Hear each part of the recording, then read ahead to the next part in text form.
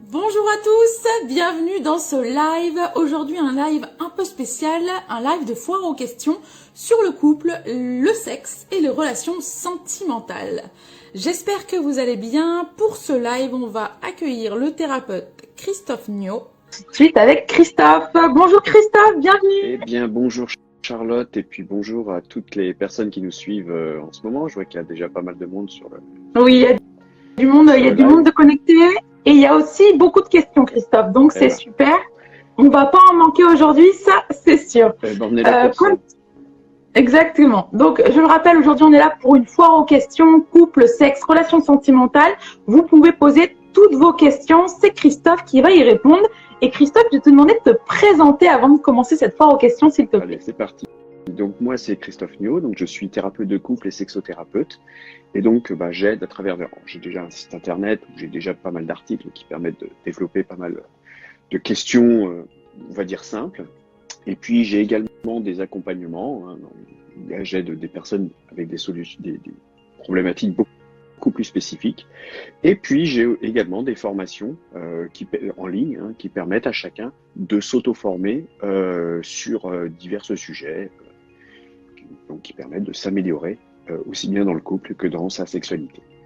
Voilà. D'accord. Alors, Christophe, tu fais des formations en ligne. Est-ce que tu reçois aussi en ligne? Est-ce que tu fais des consultations aussi en ligne? Oui, c'est ce que j'appelle mes accompagnements, en fait, globalement. Okay.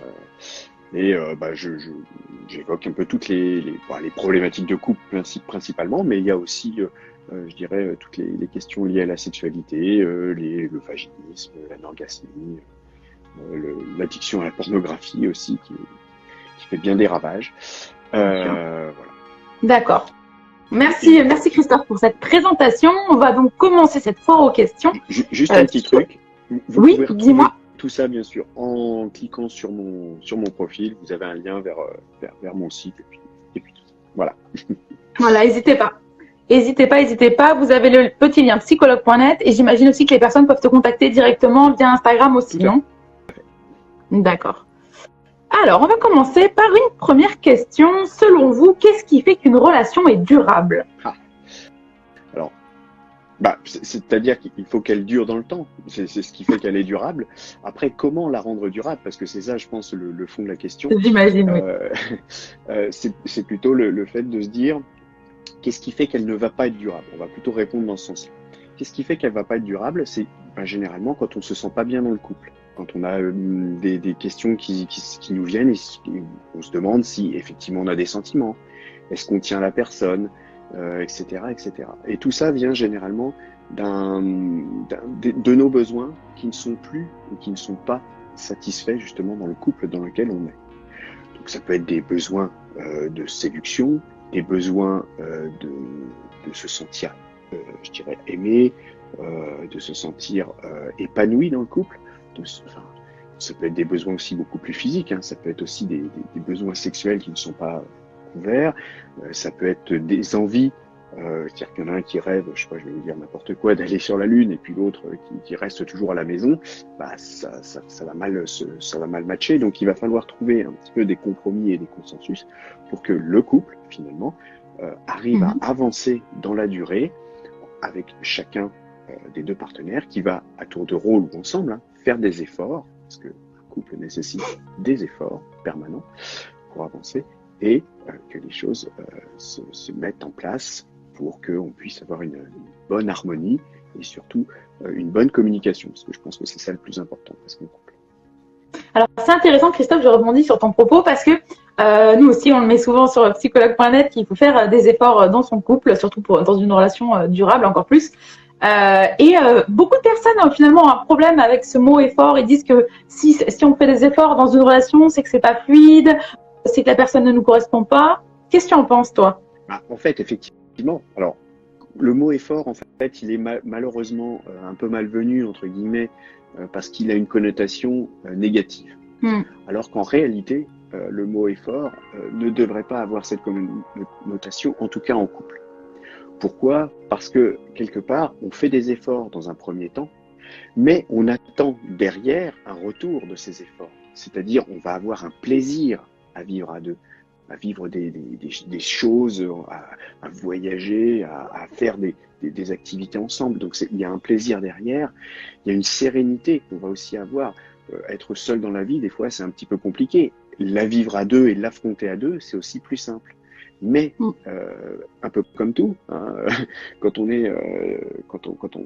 prépare le repas, par exemple, dans un couple, s'il y a un des deux qui n'aime pas le plat, finalement, on ne fait plaisir que pour un. Là, l'idée dans un couple, et c'est pour ça qu'on dit de faire des efforts, c'est qu'il faut que les deux soient, je dirais, en accord sur ce qu'on souhaite rendre de ce couple. Et ce que j'aime bien dire, c'est qu'en fait, il faut plutôt voir le couple, non pas comme un affrontement de deux individualités qui vont s'entrechoquer, mais plutôt comme une collaboration où il n'y aurait pas un gagnant, mais deux. Deux gagnants, où chacun va faire des efforts, mais aussi des compromis, parce que des fois, on n'est pas toujours d'accord, ça arrive malheureusement, mais c'est comme ça et c'est normal. Mais il faut réussir à avancer pour qu'on trouve en fait une solution intermédiaire ou pas. Parce qu'on peut aussi se dire, c'est vrai, effectivement, j'ai peut-être tort sur ce cas-là. Peut-être que la prochaine fois, ce sera l'inverse. Et puis, on lâche un peu de lest, et puis comme ça, les choses avancent beaucoup plus naturellement. Et effectivement, faire des efforts, c'est indispensable, parce que si on n'en fait pas, on s'oublie.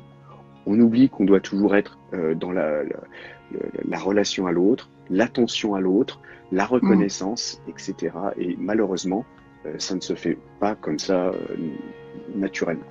C'est bien dommage. Mais ça demande quand même d'y consacrer un peu de temps et d'y penser surtout.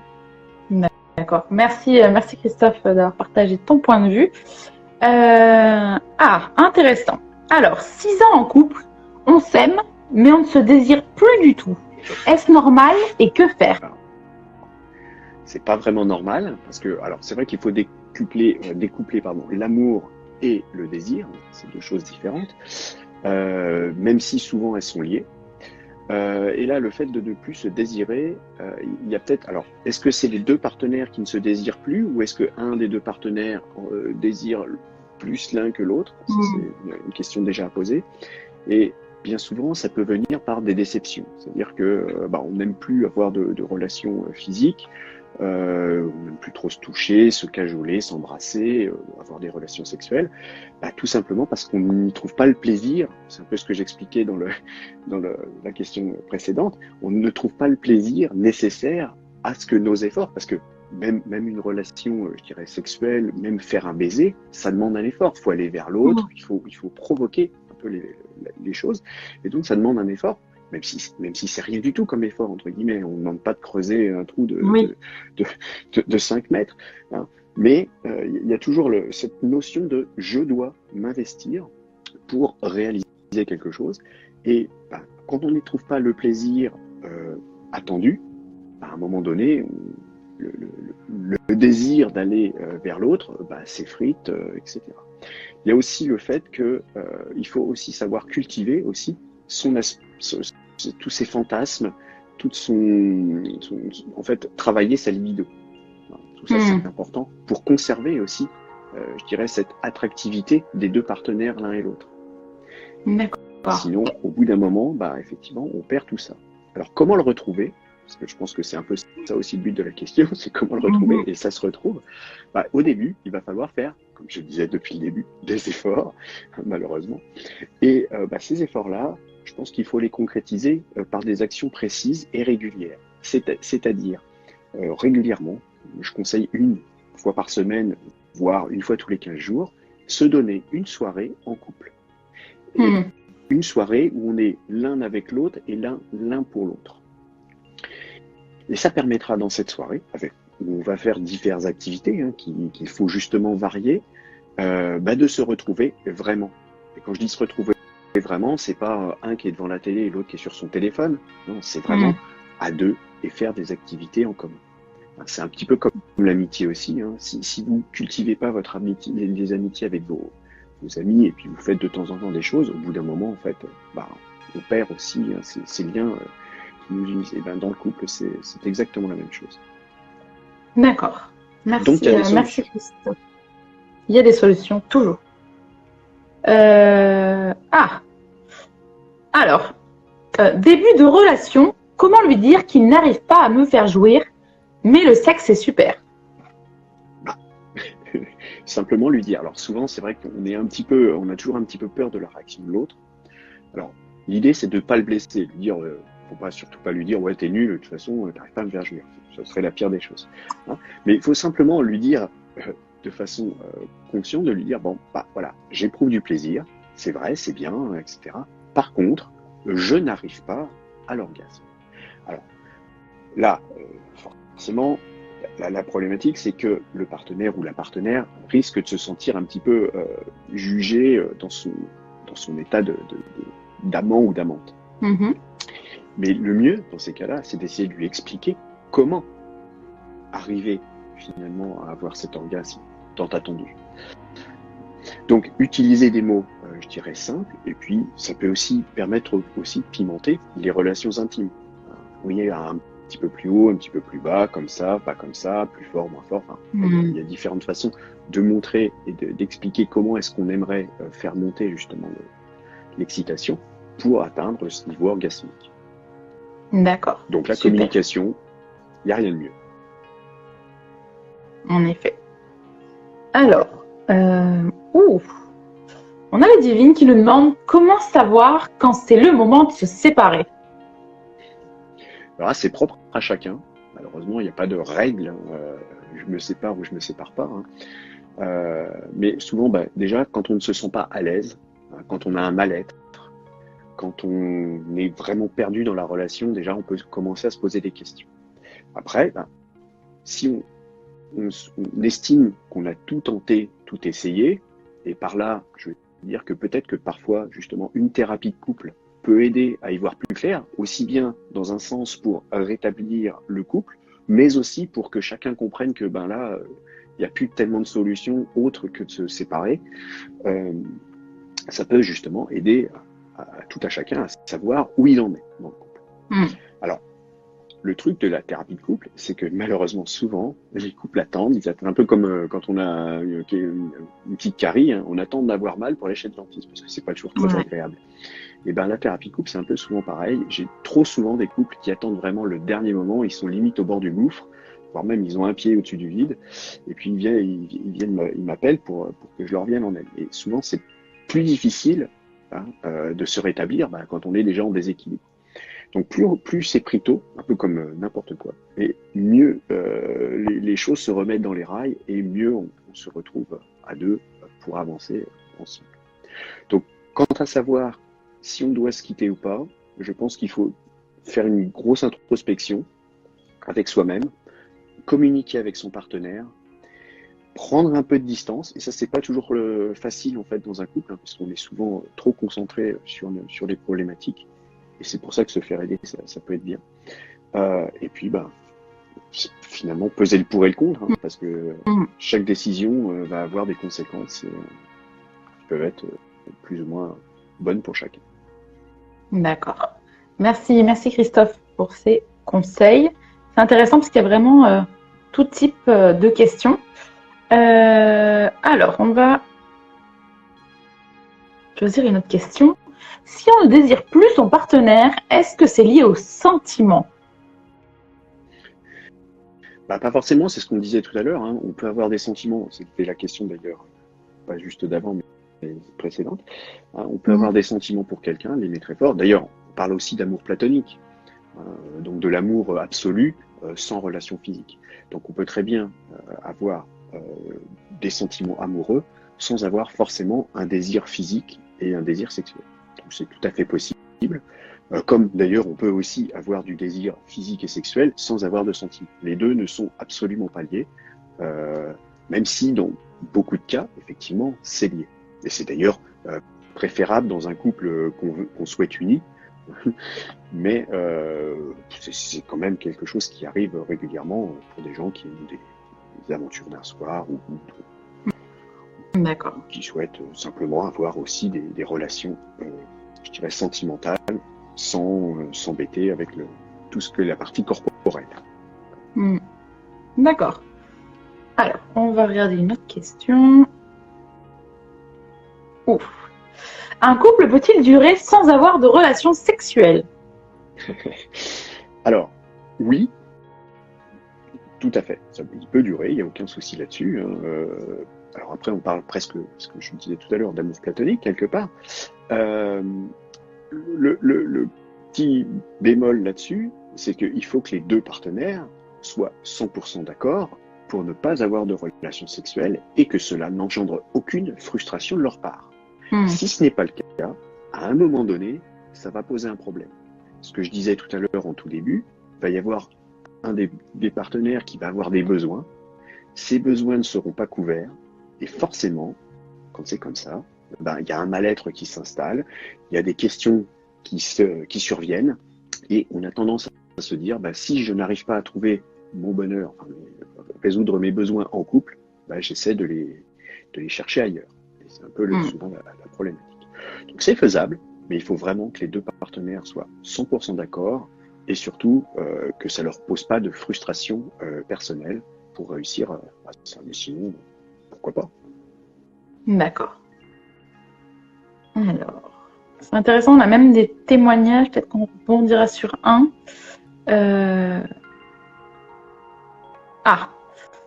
Quel conseil pour un mâle qui déborde? Alors, pardon, j'ai pas saisi la question. Quel conseil pour un mari dont la femme a la charge mentale qui déborde? Waouh. Pour un mari dont la femme a la charge mentale qui déborde, déjà l'aider davantage peut-être. Parce que si sa charge mentale est trop importante, c'est qu'elle prend trop de choses à sa charge et que peut-être monsieur se laisse un peu trop vivre et se laisse est trop dépendant finalement de sa femme. Donc s'il peut justement l'aider sur un certain nombre de tâches, alors ça peut être bassement matériel, les tâches ménagères déjà, s'occuper des enfants, mais ça peut être aussi, planifier les vacances, ça peut être aller faire les courses. Il y a beaucoup de choses qu'on peut justement aider à décharger cette charge mentale, mais il faut s'investir. Et c'est encore une fois un effort à faire. Donc on en revient toujours un peu à ça. Mais je disais tout à l'heure dans les commentaires, il y avait quelqu'un qui disait oui, mais les efforts c'est pas forcément négatif, et puis on les fait aussi avec plaisir.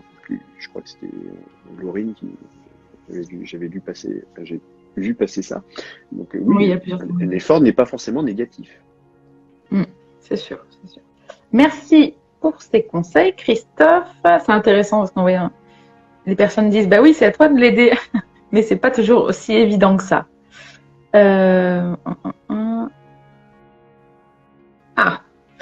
J'ai été en couple pendant 10 ans, j'ai été veuve. Et maintenant, je suis en mode plan cul jusqu'à maintenant. Je n'arrive plus à m'engager. D'accord. Alors, c'est vrai que le veuvage, c'est un peu particulier parce que c'est une rupture soudaine du couple, forcément non prévue. Et donc, des fois, faire le deuil est difficile. Alors, est-ce que le deuil a été fait? C'est une question qu'il faudrait déjà que la personne se pose. Et surtout, après, qu'est-ce qu'elle souhaite retrouver dans l'engagement? Donc là, elle n'a que des plans d'un soir. Peut-être que c'est ce qui lui convient aujourd'hui. Bon, visiblement pas trop, puisqu'elle pose quand même la question. Enfin, en tout cas, ça la gêne quelque part. Et de se demander, qu'est-ce qu'elle souhaite, comment elle souhaite poursuivre le reste de sa vie, et surtout, qu'est-ce qui l'intéresse dans le retour d'un partenaire, je dirais, durable. À mon sens, ce qu'il faut c'est sur ces questions qu'il faut vraiment se positionner pour avoir vraiment En fait, faut savoir ce que l'on souhaite, faire plus tard, et puis surtout se dire, mais est-ce que je suis encore capable d'aimer? Parce que peut-être que la souffrance du deuil a été telle qu'en fait, on se refuse à de nouveau aimer fortement quelqu'un pour s'éviter cette souffrance future en se disant ouais, mais si je me remets à avoir des sentiments pour cette personne, est-ce que je vais pas de nouveau revivre cette souffrance brute et difficile, et avoir justement ce retour un peu de bâton aujourd'hui. Donc c'est peut-être cette peur aussi, cette angoisse en fait de la souffrance qui bloque cette personne dans ses plans à courte durée, alors qu'elle souhaiterait plutôt s'investir. Donc là, il faut peut-être aussi travailler sur cette angoisse qui n'a pas forcément lieu d'être, parce qu'on peut très bien rapidement retrouver une personne qui va nous convenir pour un bout Bien de sûr. vie durable. Donc, je pense qu'il faut aussi se remettre un peu en question, et puis par rapport à ces angoisses, et se poser les bonnes questions. Merci Christophe pour ces pistes de réflexion pour cette personne. Alors, alors on a Isaac qui nous dit: je suis dans une nouvelle relation depuis 7 mois avec quelqu'un. Nous vivons éloignés. Lui, il avait organisé sa vie sans couple. Il est très pris et il a besoin de garder des temps seuls. Quels conseils sur les relations à distance? Alors souvent, c'est compliqué, parce que forcément, généralement, il y a toujours un des partenaires qui est plus en manque que l'autre. Donc lui, il va être en souffrance un peu plus que l'autre.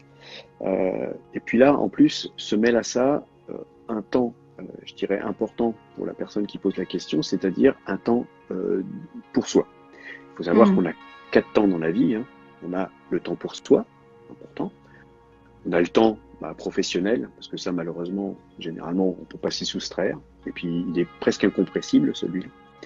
On a le temps social, donc avec les amis, la famille, notre propre famille au sein du couple. Hein. Et puis, le temps en couple à deux. Et c'est ces 4 temps-là qu'il va falloir répartir dans nos 24 heures. Alors, souvent, on ne le fait pas dans 24 heures, on le fait plutôt dans la semaine ou dans le mois, hein, puisqu'on ne va pas forcément voir ses amis tous les jours. Mais c'est cette notion-là qu'on... Alors, il y a une... Quand j'étais un peu plus jeune, je jouais aux Sims, et on se rend compte que dans le jeu des Sims, il y a un truc extraordinaire, et c'est bien reproduit, c'est qu'ils n'ont jamais le temps de tout faire, ce qu'il faudrait pour qu'ils vivent bien.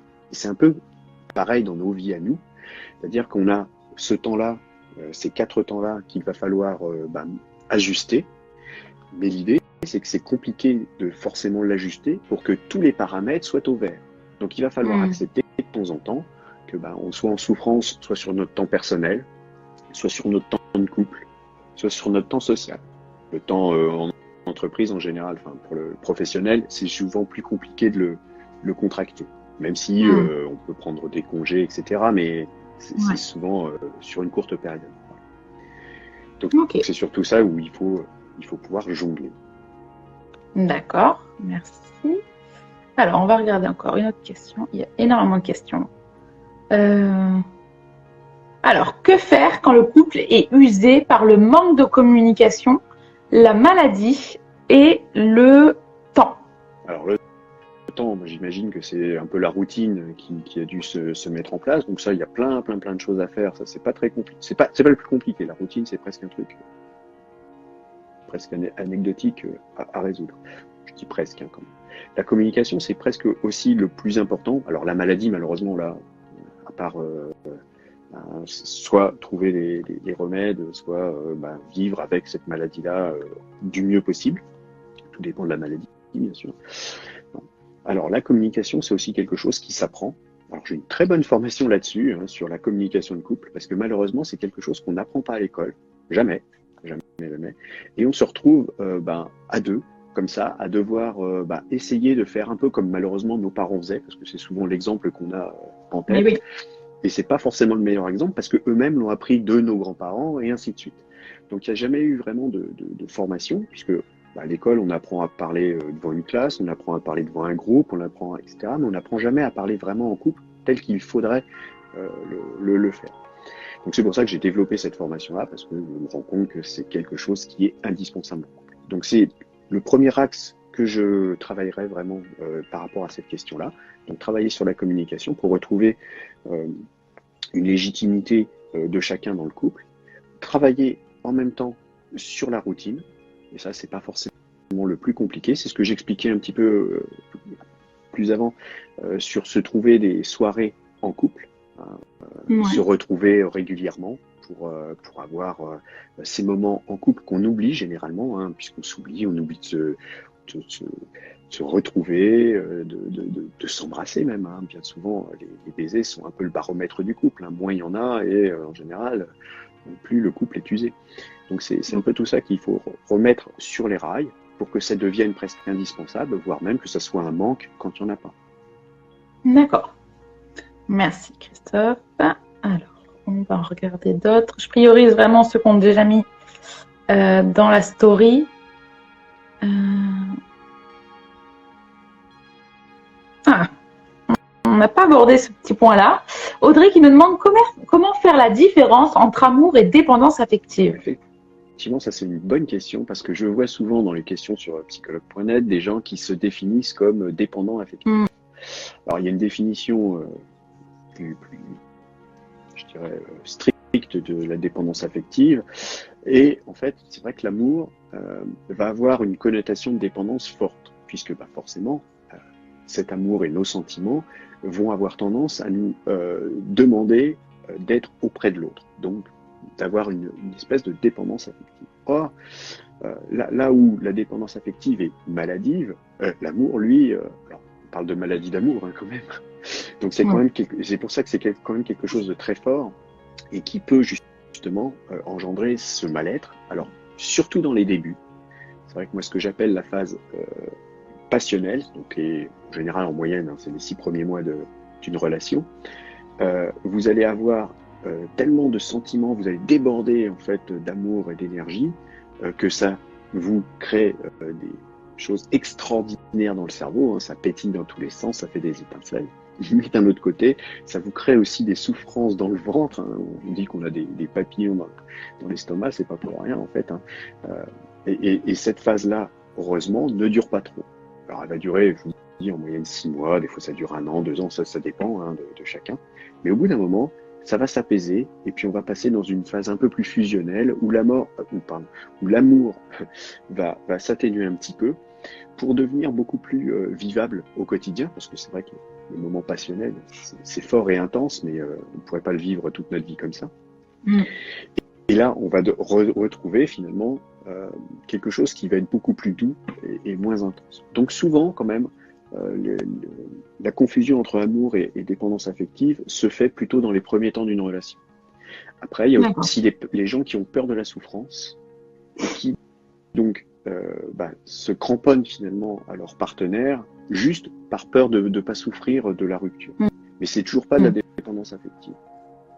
D'accord, intéressant. Merci d'avoir bien expliqué. On va terminer sur 1 ou 2 questions. On a Maëlys qui nous dit « Mon partenaire désire plus les autres femmes que moi. Je ne comprends pas pourquoi. » Oula, alors, déjà, comment sait-elle qu'il désire plus les autres femmes qu'elle? Alors, comme elle a laissé plusieurs commentaires, je viens de se spécifier qu'elle a mis au-dessus que c'est lui qui lui avait dit, ils ont déjà eu cette discussion. D'accord, ok.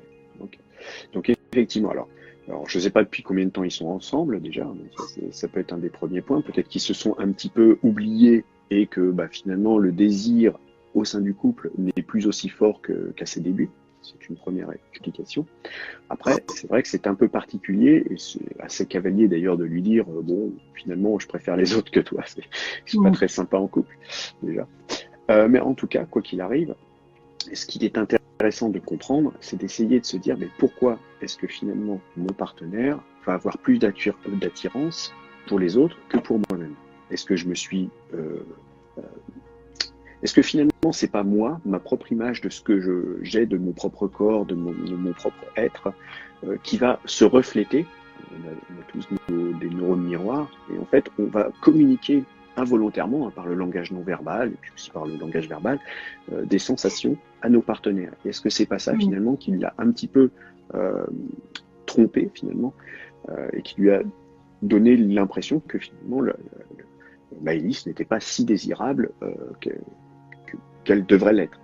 Alors après, on peut toujours travailler sur tout ça en retrouvant justement ce jeu de séduction qu'on a souvent dans les premiers temps, mais qu'on oublie de conserver au fil de la durée du couple. Et malheureusement, c'est quelque chose, alors moi je redis systématiquement en thérapie, mais c'est quelque chose qu'il faut impérativement conserver pour justement un peu garder cette, je peux pas dire cette magie des premiers temps, parce que c'est vrai qu'au bout de 10 ans, on peut plus parler vraiment de magie, mais en tout cas, ces instants ces petites pépites de vie, de bonheur, etc., qui permettent de vivre beaucoup plus sereinement et dans le plaisir le couple. Donc aujourd'hui, pour lui répondre très, très clairement, il faudrait déjà qu'il communique, qu'il s'interroge pourquoi est-ce que c'est ainsi, et puis qu'il soit un petit peu honnête avec elle, puisque lui dire, moi, il y a quelque chose qui me convient pas chez toi, c'est ça. Alors, c'est sûr, c'est toujours délicat de dire ça à sa partenaire, mais si on reste sur des non-dits, on n'avance pas non plus. Donc il faut le faire de façon, je dirais, bienséante, et puis, je dirais, dans la bonne façon de communiquer, ce que je disais tout à l'heure sur la communication. Mais je pense que sans en parler, en tout cas, ça va être compliqué de résoudre le problème. Alors ça peut passer aussi par une thérapie de couple, si le partenaire n'ose pas, et puis ça permet comme ça un petit peu à chacun de pouvoir parler au thérapeute sans forcément dire les choses à son partenaire. Et puis, en séance commune, mais justement d'essayer de comprendre, que chacun comprenne les enjeux et puis comment retrouver cette attirance.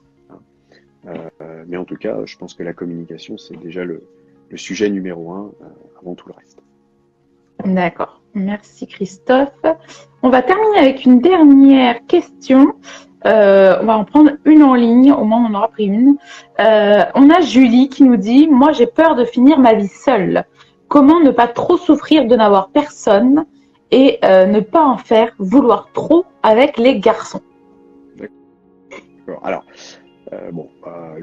vouloir en faire trop, on va peut-être en parler à la fin. Alors, déjà, quand on est seul, c'est vrai que c'est compliqué de retrouver quelqu'un qui nous convienne.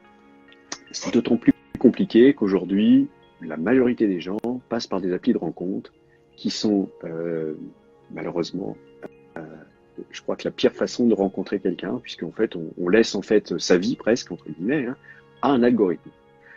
Quand vous allez acheter une paire de chaussures, vous l'essayez. Bon, je dis pas qu'on faut essayer son ou sa partenaire avant, mais ce que je veux dire par là, c'est que pour quelque chose qui coûte 50 €, on va prendre du temps pour l'essayer, alors qu'on va passer par une appli de rencontre pour laisser un algorithme, finalement, la décision, pas un algorithme, c'est sûr, on choisit avec le doigt droite-gauche, mais quelque part, c'est l'algorithme qui présente les photos. Donc on va laisser cet algorithme-là choisir pour nous dans la vie. Et moi, je trouve toujours ça dommage. Et je pense aussi qu'on perd toutes les étincelles qu'on a justement, qu'on avait avant. En tout cas. Je suis un peu plus vieux, donc je connaissais pas les applis de rencontre avant. Mais en tout cas, il y avait toute la partie drague, essais de rencontre, etc., qui demandait à notre imagination beaucoup d'efforts. Et ces efforts-là, mais ils sont super récompensants. Et donc, c'est vraiment du plaisir ressenti quand ça fonctionne, quand ça marche, etc. Je pense qu'on perd un petit peu tout ça avec les applis de rencontre. Donc, si déjà, ce que je pourrais lui conseiller, c'est d'essayer d'ouvrir les yeux autour d'elle, dans son environnement proche. Ça peut être au travail, ça peut être dans ses amis, ça peut être dans ses activités sportives ou associatives, etc. Il y a beaucoup de monde, en fait, qu'on côtoie sans forcément les voir. Donc, ça, c'est une première chose, même les voisins, etc. Et puis, donc la deuxième chose, c'est qu'est-ce qu'elle est prête à faire. C'était la deuxième partie de la question. C'est qu'est-ce qu'elle est prête à faire et à s'autoriser, ou en tout cas à se donner des contraintes pour se remettre en couple. Parce que si elle se dit, oui, mais moi, je veux vivre ma vie, être totalement libre et puis faire ce que je veux, c'est vrai que ça risque d'être compliqué. Puisque ce que je vous ai dit tout à l'heure, c'est qu'effectivement, un couple demande des efforts et de faire des compromis et des concessions. Donc si on veut pas du tout faire tout ça, il est clair que vaut mieux se prédisposer à se dire oui, je vais finir ma vie seule, mais je le veux et je le souhaite comme ça. Là, c'est pas vraiment le cas, donc il faut aussi se mettre dans l'idée de se dire bon, ok, un couple, c'est pas forcément j'ai tout et je fais ce que je veux. Il y a forcément des contraintes et à un moment donné, faut les accepter. Et puis, d'accord. Et donc ouvrir les yeux et se concentrer, je dirais, plus sur notre environnement qu'autre chose. D'accord. Julie nous a dit qu'elle n'utilisait pas les applis de rencontre. Voilà, ça va être encore une des lances. Bravo. Merci en tout cas Christophe aujourd'hui d'avoir pris du temps pour venir nous conseiller, nous recommander, de nous donner des pistes et permettre à toutes les personnes qui étaient conseillées d'avancer aussi. Donc n'hésitez pas si jamais vous souhaitez consulter Christophe, il est là pour ça, il vous répondra. Vous avez sa page psychologue.net, sa page Instagram, voilà, n'hésitez pas à venir aussi en message privé si jamais vous avez des doutes, je vous transmets tout ça, ce sera cliquable donc n'hésitez pas. Christophe, je sais pas si tu avais un dernier message à faire passer. Déjà, je te remercier Charlotte pour cette invitation, la première des choses, et puis surtout pour les personnes à qui j'ai pu répondre, si ça répondait pas exactement à leur attente, parce que on n'a pas forcément tous les détails, qui me contactent effectivement en DM ou via la fiche psychologue.net, il n'y a aucun souci, je réponds. Et puis pour ceux qui voudraient approfondir encore plus ou qui aient des problèmes qu'on n'a pas évoqués, j'ai mes accompagnements en thérapie qui sont totalement ouverts et j'attends tout le monde. Voilà. D'accord. Super. Merci beaucoup Christophe aujourd'hui pour ta présence. Merci encore. Merci à toi Charlotte. Je te souhaite une belle journée et comme toujours, je te laisse cliquer sur la petite croix pour sortir du live. Allez, au revoir. Belle au revoir à tous. journée Christophe. Merci encore. Au revoir.